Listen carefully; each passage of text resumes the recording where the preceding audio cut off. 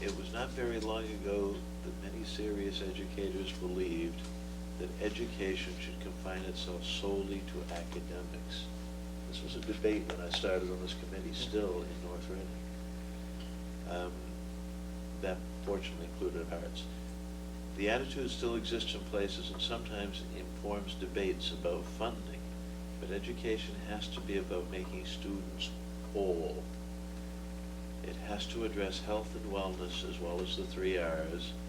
And one of the things I've discovered in my 19 years here is that nobody can really tell you what the 3 R's are. Obviously, they're not reading, writing, and arithmetic. Only one of those begins with R. The phrase apparently was founded by someone making fun of education. I suspect that the 3 R's originally were reading, rhetoric, and reckoning. And I can't prove that. And we lost something significant when rhetoric got reduced to writing, and when reckoning got reduced to arithmetic, because they're much broader concepts. And recapturing some of that would be a step forward. But as I say, you can't go back. You have to go forward. It must include the arts and ethics. It must be first and foremost a model of how people in society should treat one another. It must emphasize respect, service, and compassion above all else.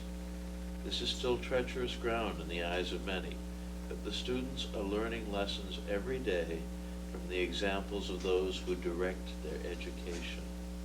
And those lessons must be of the highest quality.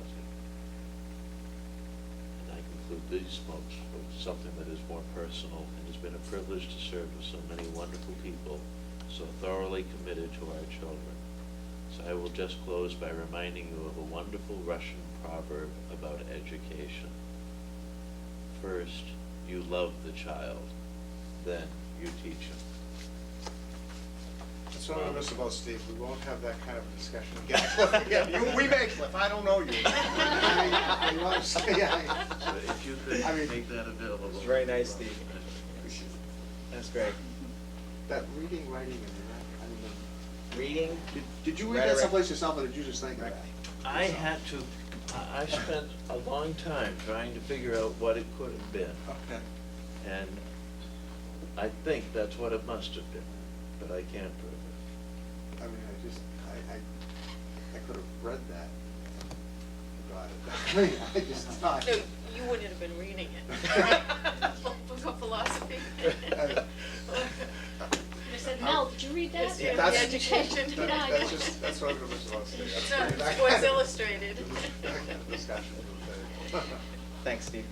Do we have any administrative reports, David? No. I did want to ask you if, there was an article in the transcript this week about the whole remedial course issue and graduating seniors, and did we get an individual report for North Reading, and if so, could you, I think you actually may have passed it out. did we get that already? Last meeting? week in the administrative report. Okay, Yeah. all right, Yeah. gotcha, okay. Or the last meeting.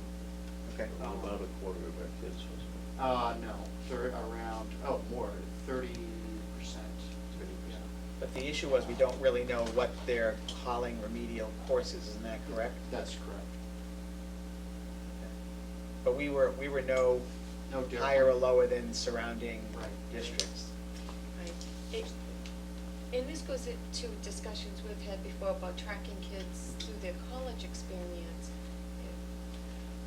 it? It also goes to another issue, and that is that while we structure our K through 12 to reach a particular endpoint, if that endpoint isn't the beginning point that the colleges are looking for, so I think that the Patrick Sure. administration is hoping to get the continuum developed through K through Yeah. 16. Right. But I also think that small districts like North Reading, they're college prep high schools, and we don't really do anything as far as helping kids identify career choices or skills or directing them. Which, I mean, we prepare kids for college, but not necessarily career paths or courses of study. I suspect a lot of kids start off in college and don't finish. Because it wasn't really the path they should have taken. And I'm not saying that the only alternative is a vocational school, because I don't agree with that either. But I think we could do more to support programs that associate degrees or two-year courses of studies, lend them to that career. Well, as Steve indicated, I think that when we see this readiness, the governor's readiness project, when that's finalized and released, that you're going to see a push to incorporate K to grades, pre-K to 16 in that, and with there was an initial proposal earlier in the year about free access to community colleges as a way for students to continue their high school. At North Reading High School, we require 4 years of math, 4 years of English, 4 years of science, 4 years of social studies, and that's higher than many high school graduation requirements. So we need to really dig into what is being determined as a remedial course. How does that relate to performance on the MCAS? Because 100% of our students are passing the MCAS, and we know that the MCAS, out of all of the state assessment, all of the state tests, is probably the most rigorous. It is not considered, the MCAS is not considered to be a predictor of college success, as perhaps the SAT is a predictor, perhaps. And there is, what's being tested on the MCAS is different from what is being tested, Yeah. say, on an SAT. And we know that while our students do, very well achieve that proficiency or competency on the MCAS, that our SAT is, the average is not as high.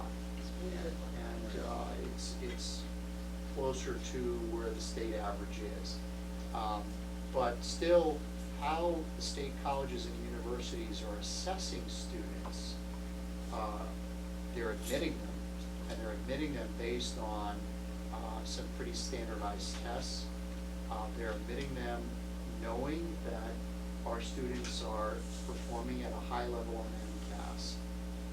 And so then, what do they do with those students? How do they assess their ability once they have them on campus is a question that I think needs more information. Well, there's also,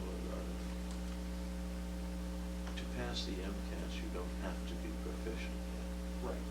And that gap may Could be. explain the remediation need. It would be important to be able to ascertain whether that is the case.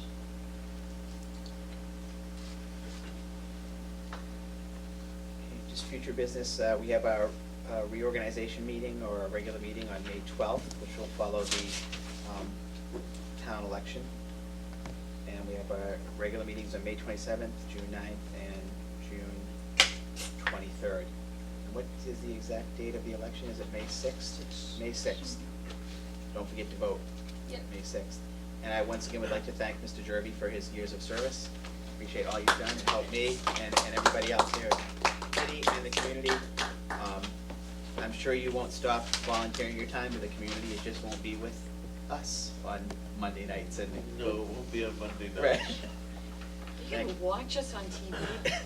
You know, I have to say, more people watch than I would have dreamt. Yeah, And I have trouble believing that I will watch. If it's important enough to me, I'll probably be here in the hall, but we'll see, we'll see. At this time, we have need for an executive session for the purposes of discussing collective bargaining. Also, we have issues related to an individual, and then potential litigation, correct? So can I have a motion for the executive session, and we will return to public session for the purposes of adjourning? So moved. Second. Motion by Mrs. Blanca, second by Ms. Davis. Ms. Davis? Aye. Mr. Derby? Aye. Mr. Venezia? Aye. Ms. Blanca? Aye. Chair votes aye. Thank you. 24.